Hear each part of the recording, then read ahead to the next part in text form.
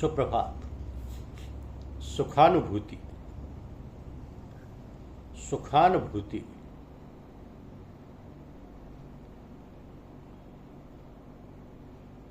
करुणा ही तो मानवता की आध्यात्म की पहली पाठशाला है।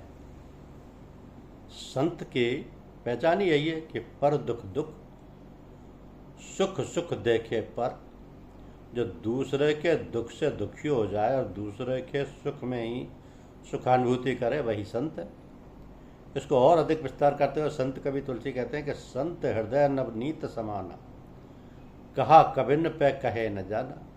निज प्रताप द्रवई नवनीता, पर दुख द्रवई संत सुपनीता।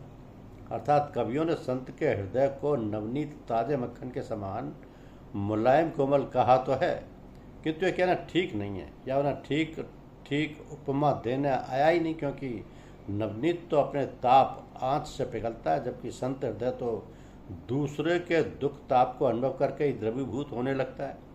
अथवा महात्मा कबीर कहते हैं कि कबीरा सोई पीर है जो जाने पर पीर, जो पर पीर न जानई सो का फिर वे पीर।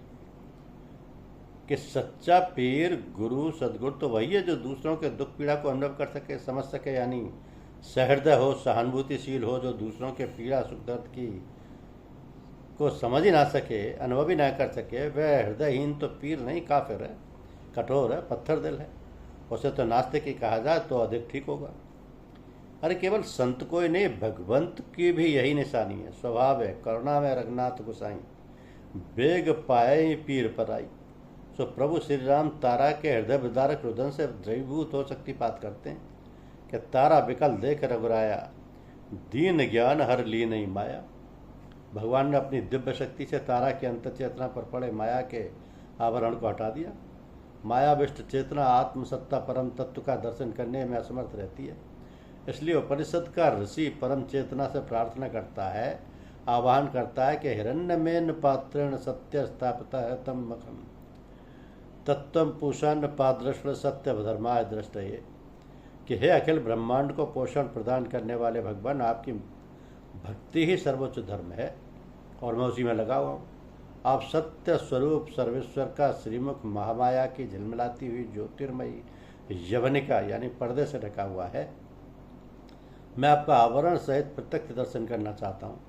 अतएव आपके सम्यक दर्शन में जो बाधक तत्व माया मोह आदि के पर्दे हैं उन्हें आप कृपा करके हटा दीजिए। तो श्रीमद् भगवद गीता में भी जब अर्जुन ने भगवान श्री कृष्ण के यथार्थ तात्विक योगेश्वर स्वरूप के साक्षात्कार की प्रबल जिज्ञासा प्रकट की, तब उन्होंने अर्जुन से यही कहा था कि ना तो माँ शक्य से दृष्टमैन नेव स्वच्छा दिव्यम ददामी ते चक्षु पश्य ये योग में शरण।